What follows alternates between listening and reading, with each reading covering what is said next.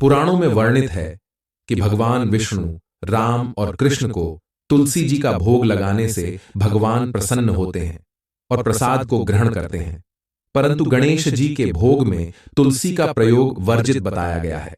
गणेश जी को तुलसी का भोग लगाने से भगवान नाराज हो जाते हैं। इसके पीछे एक पौराणिक कथा है।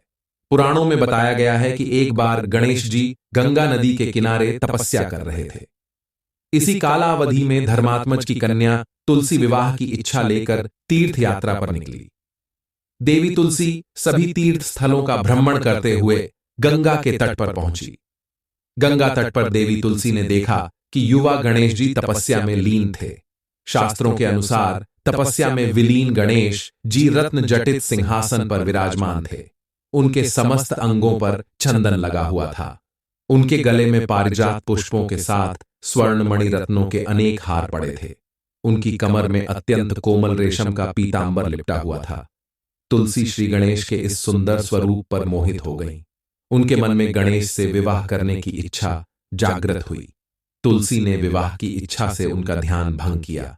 तब भगवान श्री गणेश ने तुलसी द्वारा तप भंग करने को अशुभ बताया और तुलसी की मंशा जानकर स्वयं को ब्रह्मचारी बताकर उसके विवाह प्रस्ताव को नकार दिया।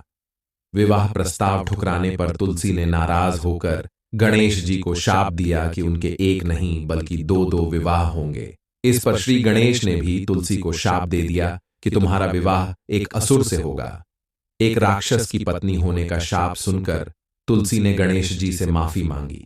तब गणेश जी ने तुलसी से कहा कि तुम्हारा विवाह शंखचूर्ण राक्षस से होगा, किंतु फिर तुम भगवान विष्णु और श्री कृष्ण को प्रिय होने के साथ ही कलयुग में जगत के लिए जीवन और मोक्ष देने वाली होगी।